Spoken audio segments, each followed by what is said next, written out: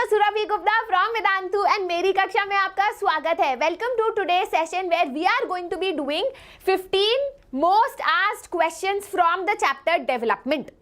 अब ये सेशन आपके लिए बहुत जरूरी है क्योंकि मैं आपको बताऊंगी कि ये कौन से 15 क्वेश्चंस है जो बार बार इस चैप्टर से रिपीट होते हैं। क्यों ये सेशन इंपॉर्टेंट है? क्योंकि इस चैप्टर से कुछ ही क्वेश्चंस है जो बार बार रिपीट होते हैं और कोई क्वेश्चन इस चैप्टर से आता ही नहीं है। When we talk about long questions, MCQ किस टाइप के ट्रिकी क्वेश्चंस आ सकते हैं इस चैप्टर से, उसके बारे में भी मैं आपको बताने वाली हूँ। And how to study this chapter, इसके बारे में भी मैं आपको बताने वाली हूँ। So make sure that you are there for this video till the end because this video is going to be the most important video when it comes to development as a chapter और economics as a subject to study. ठीक है, so let us begin. You know me, I am your master teacher Surabhi Gupta from Vedantu. I have done my bachelor's from Lady Shri Ram College, my master's from Jawaharlal Nehru University, and अब मैं यहाँ पर हूँ आपको social studies पढ़ाती हूँ इस मंच पे, इस कक्षा में। ठीक है, जल्दी से वीडियो को थम्स अप दे दो गाइस, थम्स अप का ऑप्शन वहीं पर है। End of course please subscribe कर देना। You guys already know that इस चैनल पे हमारे कुछ आखिरी पल ही है, तो जितना आप सपोर्ट दे पाओ उतना हमारे लिए अच्छा रहेगा। तो please share this video, please subscribe to the channel and you know जितना लंबा हम हो सके हम आपके साथ रहेंगे। ठीक है, तो इसी इमोशनल मैसेज के साथ शुरू करते हैं सेशन। अब मैंने आपको पहले भी बोला है कि अगर आप इस वीडियो का रिपीट देख रहे हो या रिवीजन के लिए देख रहे हो या एग्जाम से पहले देख रहे हो तो watch this video at 1.5x speed. मुझे अपनी आवाज़ उस स्पीड में बेटर लगती है और आपको शायद स्लो ना लगे, आपका रिवीजन भी 20 मिनट में 10 मिनट में हो जाए। तो 1.5x स्पीड में देखना। दूसरी बात गाइस, मैंने पहले भी बोला है, my aim is to become the best social studies teacher on YouTube. मैं चाहती हूँ कि हर क्लास 9 और क्लास 10 के बच्चे के मुंह से निकले कि सोशल स्टडीज मतलब सुरभि मैम होता है ना। So quickly give me a yo in the chat box and join me in this journey of being the topper student of your school, है ना। वो जब आप पा लोगे ना, इतनी मेहनत करोगे, वो पा लोगे, वो फल बहुत मीठा होगा। तो मेरे साथ चलते रहो। ठीक है, चलो शुरू करते हैं। आज का पीडीएफ और हर सेशन का पीडीएफ टेलीग्राम चैनल पे मैं डाल देती हूँ। I also will be putting a Google drive link on the Telegram channel जहाँ पर अभी तक के सारे पीडीएफ्स आपको मिल जाएंगे so that you don't face a problem. You can also message me on my Instagram, this is my Instagram ID Surabhi_nerd_alert। यहाँ पर भी आप मुझे फॉलो कर सकते हो and you can ask me any questions that you want. Right, so let us begin with the quiz. Who is bigger, mister bigger, missus bigger और their baby? Mr. Bigger, I guess, will be bigger. No, it is the baby because he is a little bigger. 2 minute शांति उन लोगों के लिए जो ऐसे riddles बनाते हैं। ठीक है, चलो शुरू करते हैं। नो गाइस, सबसे पहले हम लोग बात करते हैं चैप्टर डेवलपमेंट की। तो क्वेश्चन आता है कि इकोनॉमिक्स का चैप्टर है, तो how important is this chapter? Now याद रखो, इस चैप्टर से आपके आएंगे MCQs 2 मार्क्स के। कहाँ से मैम आप बोल रही हो ब्लूप्रिंट कहाँ है? तो बेटा ब्लूप्रिंट कहीं नहीं है। I am saying this from my experience and my analysis, है ना। तो 2 क्वेश्चंस, 2 MCQs जरूर आते हैं इस चैप्टर से, जो आते हैं ट्रिकी आते हैं। मतलब एक ट्रिकी आएगा, एक कॉम्पिटेंसी जैसा आएगा और एक आपका बेसिक आएगा डायरेक्ट क्वेश्चन। ये वाला चैप्टर आपको इस तरीके से क्या करना है कि आपको कॉन्सेप्ट्स भी समझ आ जाए क्योंकि कॉन्सेप्चुअल क्वेश्चन ज्यादा आते हैं और कुछ फैक्ट्स है जो मैं आपको बताऊंगी जो आपको याद करने हैं। और फिर आता है आपका एक 2 मार्कर या 3 मार्कर क्वेश्चन। ठीक है, डिपेंडिंग ऑन एग्जामिनर का मूड।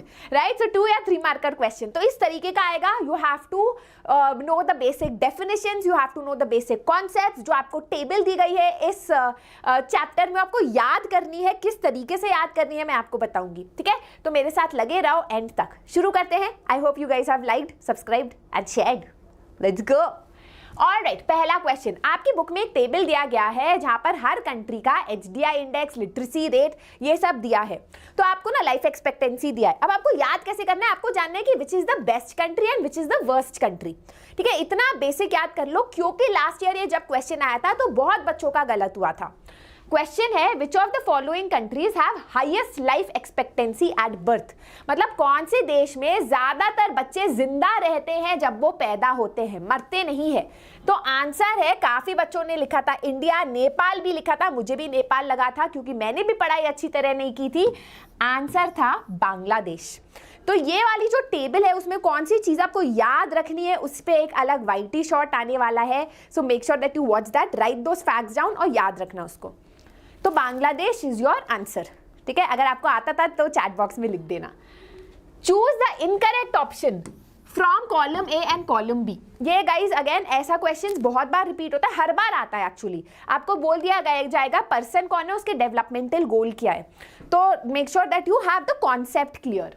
लैंडलेस रूरल लेबरर का डेवलपमेंटल गोल होगा more days of work and better wages. बिल्कुल सही बात है ना. जिसके पास जमीन नहीं है वो चाहेगा कि उसको ऐसी नौकरी मिले जहां पर उसकी पगार ज्यादा हो, जहां वर्किंग कंडीशंस अच्छी हो. ठीक है. Prosperous farmers from Punjab will want more sources of irrigation. ये भी सही है, मतलब एक तरीके से कि फार्मर्स चाहेंगे कि उनको ज़्यादा से ज़्यादा अलग अलग तरीकों से पानी मिले जिससे उनका उद्धार हो. Farmers who depend only on rain for growing crops assured a higher support prices. मतलब हायर सपोर्ट प्राइसेस, क्योंकि जो क्रॉप्स है उस पर उनको पैसा मिले, जो मिनिमम सपोर्ट प्राइस है उस पर ज़्यादा पैसा मिले. ये भी सही है. A rural woman from land owning family would require a regular job and high wages to increase her income. तो ये गलत लग रहा है. मतलब rural women from a land owning family, शायद उसका डेवलपमेंटल गोल, पहले उसके पास ज़मीन है, वो अमीर भी है, तो उसका डेवलपमेंटल गोल शायद पैसों से रिलेटेड नहीं होगा. उसका डेवलपमेंटल गोल हो सकता है कि भैया वो फॉरेन कंट्री पढ़े या उसे बेटर अपॉर्चुनिटी मिले अपने भाई की तरह. तो this seems to be a little मतलब मिसमैच. ठीक है, ये वाले क्वेश्चन थोड़े कंफ्यूजिंग होते हैं, इसकी प्रैक्टिस हम बार बार करेंगे. तो सब्सक्राइब करोगे तो हर वीडियो में मैं ऐसे क्वेश्चन जरूर कराऊंगी. क्लियर. चलो, what does infant mortality rate indicate. Infant क्या होता है? Any baby who is less than 1 year of age, है ना. 1 साल से छोटे बच्चे को हम बुलाते हैं इन्फेंट, 1 साल से बड़े बच्चे को हम बुलाते हैं टॉडलर, है ना. चलो एनीवेज, फिर आया मोर्टेलिटी. मोर्टेलिटी मतलब मृत्यु, कि कितने बच्चे 1 साल से कम में उनकी मृत्यु हो रही है, वो मर रहे हैं. That is the infant mortality rate. The number of children that die before the age of 1 year age a proportion of 1000 life children is called your infant mortality rate. Clear. चलो, What would be the most appropriate aspiration of a prosperous farmer from Punjab? तो अगर आप एक prosperous farmer हो, आप पे land है, आप पे इरीगेशन है, आपके पास पैसा है, तो आपका डेवलपमेंटल गोल क्या होगा? Local school is able to provide quality education to their children? Not really. There is no social discrimination. भाई तुम prosperous हो, तुम्हारे वैसे भी जिंदगी अच्छी है, कोई social discrimination नहीं है. Able to pursue her job in abroad. Prosperous farmer की बात हो रही है, not really. Proper supply for irrigation, ये सही है. चाहे कितने भी प्रॉस्पेरस हो, फार्मर्स को एक चीज जो ज्यादा से ज्यादा चाहिए वो है better irrigation facility. Clear. Again guys, ये वाले क्वेश्चंस डायरेक्टली बुक से तो नहीं है, आपको सोचने पे मजबूर कर रहे हैं, कंफ्यूज करते हैं ऑप्शंस. तो इनकी प्रैक्टिस बार बार करनी है.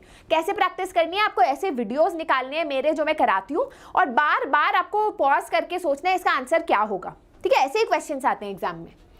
Define the following terms. Definitions इस चैप्टर से आपको याद करनी है. Literacy rate. लिटरेसी मतलब the people who know how to read and write, but ये इंपॉर्टेंट है 7 years एंड अबव.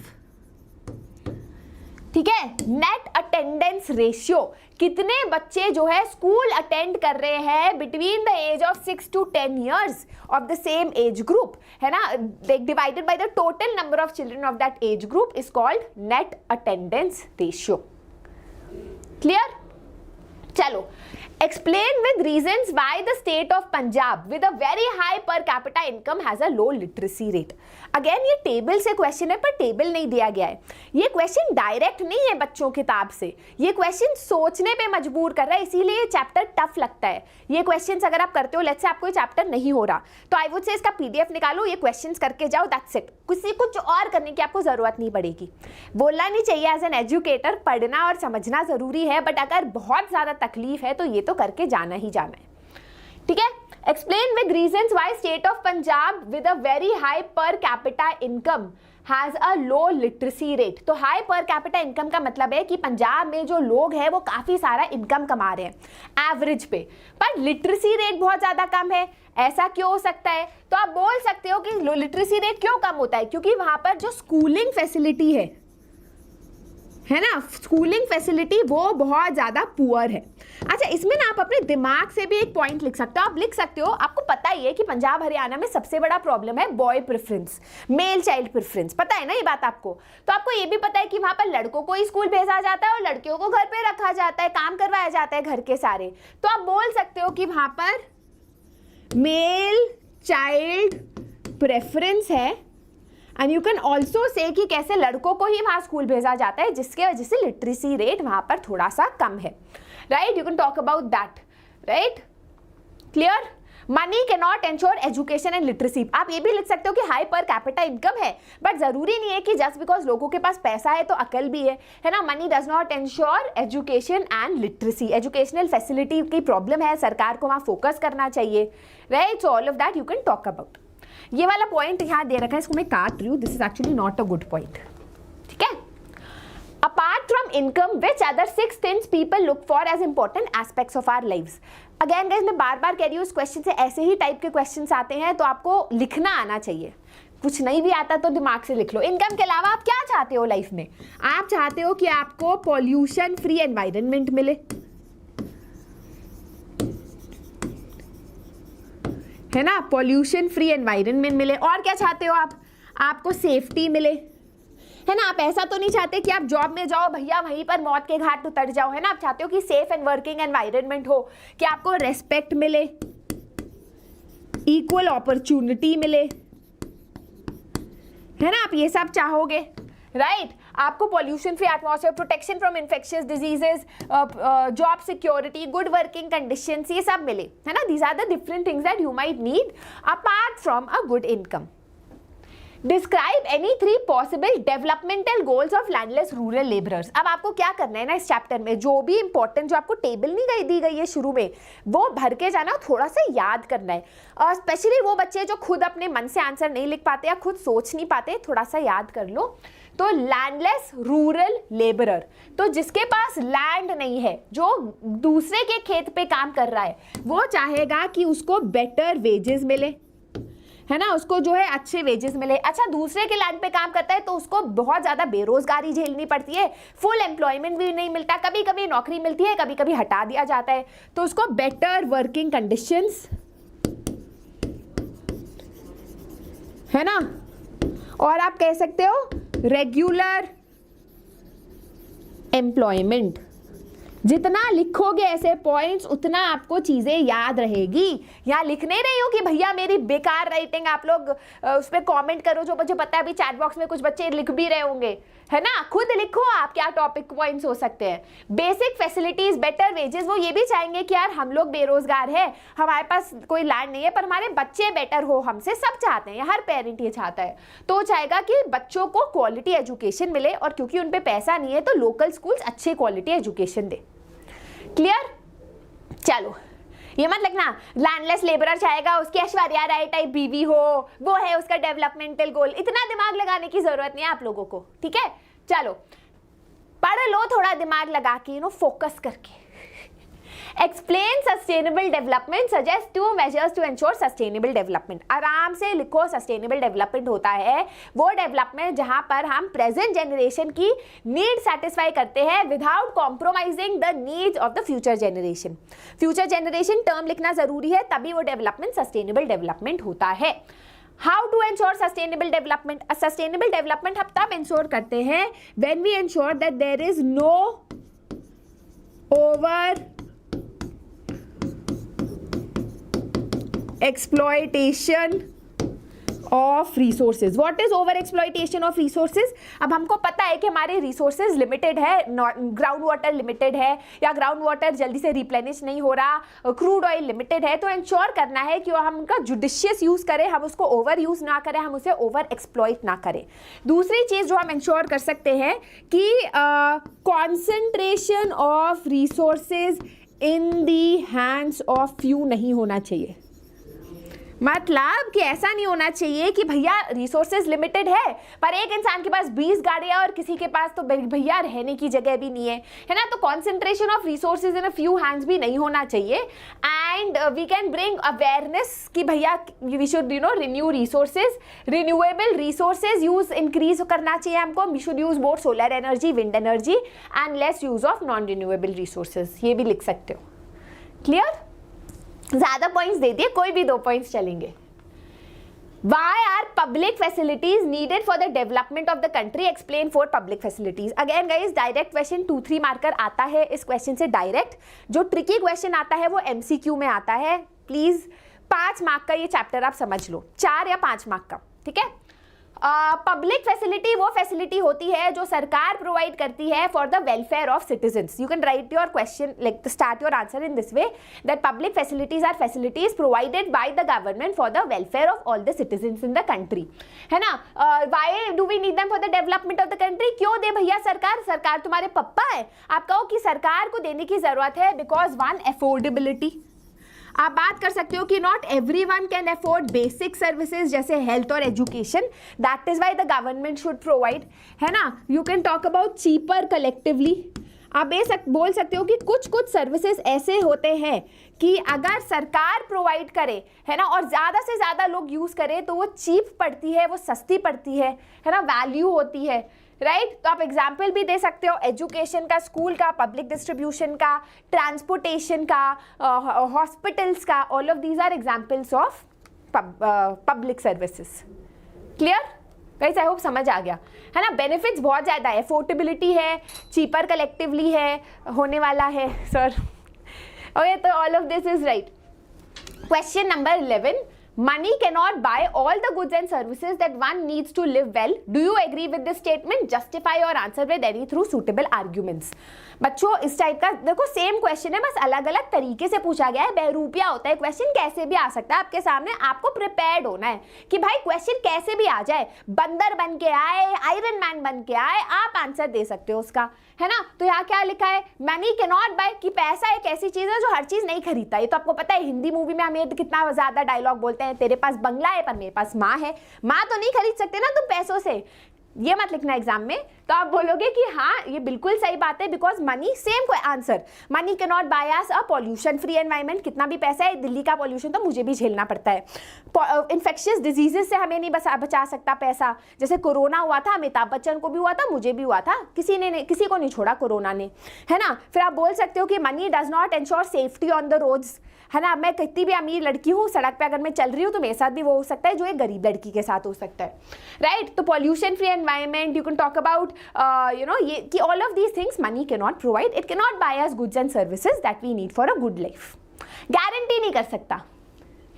पढ़ाई कर लो, क्योंकि पैसा होता है तो भैया अच्छा ही लगता है लाइफ में, तो पढ़ाई कर लो. ये नहीं कि मैम ने बोला भैया पैसों से सब नहीं खरीद सकते, चिल करेंगे, ये मत एटीट्यूड रखो. ठीक है? What are the limitations of per capita income criteria for development? तो per capita income होता है total income of all the people in the country divided by the total population of the country. है ना? इसको हम क्या बोलते हैं? एवरेज इनकम या per capita income. राइट? अब इसका प्रॉब्लम क्या है? बहुत अच्छा है, this is a very good criteria for comparing countries and development of countries. पर इसका सबसे बड़ा प्रॉब्लम है कि ये एवरेज इनकम बताता है, ये हमको डिस्ट्रीब्यूशन ऑफ इनकम नहीं बताता. मतलब ये हमें ये नहीं बताता डिस्ट्रीब्यूशन ऑफ इनकम, या आप लिख सकते हो इनकम इनइक्वालिटी, ये नहीं बता पाता. हो सकता है कि एवरेज पर कैपिटा इनकम है ना काफी हाई है, बट ये भी हो सकता है कि सिर्फ कुछ लोग बहुत ज्यादा कमा रहे हैं और बहुत सारे लोग बहुत कम कमा रहे हैं. ये इनकम इनइक्वालिटी का इशू जो है ये नहीं बता पाता. Right? So that is one of the big, it doesn't tell us the income inequality of a country. दूसरा है रीजनल डिस्पैरिटी. हो सकता है कि इंडिया का पर कैपिटा इनकम काफ़ी ज़्यादा है, बट इंडिया में सिर्फ बैंगलोर और दिल्ली और मुंबई अच्छा कर रहे हैं, बाकी देश के जो स्टेट्स हैं वो बिल्कुल पिछड़े हुए हैं. तो ये रीजनल डिस्पैरिटी का इशू पर कैपिटा इनकम नहीं बता पाता. है ना? तो पर कैपिटा इनकम इसका मेजर लिमिटेशन है. और तीसरा मेजर है कि इनकम, पैसा सब कुछ नहीं है. In per capita income as a criteria does not tell us about education, health. है ना? ये सब चीज़ें नहीं बताता हमको. Right? So these are the limitations. इसीलिए हम लोग ह्यूमन डेवलपमेंट इंडेक्स लेते हैं. एग्जाम्पल भी दे सकते हो कि पंजाब का पर कैपिटा इनकम हाई है, बट जब आप ह्यूमन डेवलपमेंट इंडेक्स की बात करो, लिटरेसी रेट की बात करो, हेल्थ की बात करो, तो वो केरला से पीछे है. क्लियर? 13 क्वेश्चन, 2 और questions. What is Human Development Index? Which organization measures the HDI? तो यूनाइटेड नेशंस डेवलपमेंट प्रोग्राम.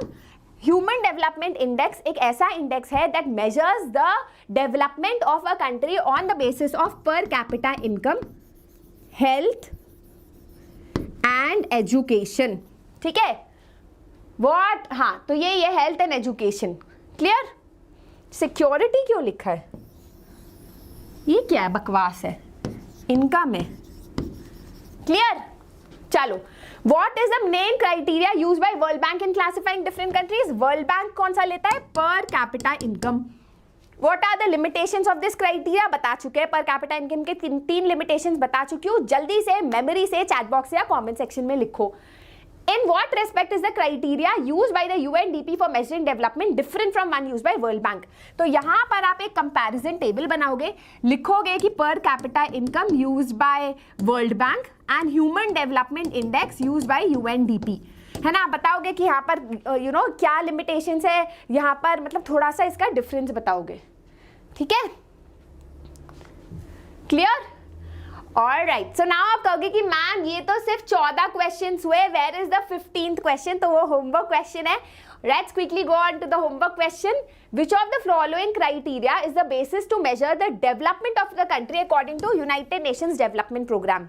याद है तो कमेंट सेक्शन में आंसर करो. Extra questions. One common developmental goal among the people is, सारे लोग एक कॉमन डेवलपमेंटल गोल रख के चलते हैं. वो क्या है? We can obtain per capita income of a country by calculating. How do we compare? बता चुकी हूँ मैं और आपको भी पता होना चाहिए.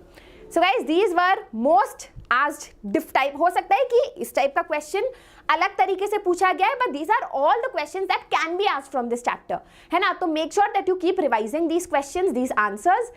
इन्हीं आंसर्स को अलग अलग तरीके से आपको लिखना है. So guys that is it for today. आपको पता है हमारे चैनल पे FTP भी चल रहा है. FTP का प्लेलिस्ट भी आ गया है जो आपको डिस्क्रिप्शन बॉक्स में मिल जाएगा. All your basic concepts are discuss there. Balkan crisis हो गया, इंपॉर्टेंट क्वेश्चंस हो गए, इंपॉर्टेंट कॉन्सेप्ट्स हो गए. So make sure that you follow the channel and subscribe to the channel. अगर आप सब्सक्राइब करोगे और टेलीग्राम पे आओगे तो आपको PDFs भी मिलते रहेंगे, नोट्स भी मिलते रहेंगे. So that is it. This is your master teacher Surbhi signing out. अच्छा लगा तो थम्स अप कर देना, सब्सक्राइब कर देना बच्चों अगर अभी तक नहीं किया, और शेयर कर देना वीडियो को. Love all of you. See you in the comment section. Explanation कैसा लगा, सेशन कैसा लगा और होमवर्क क्या था.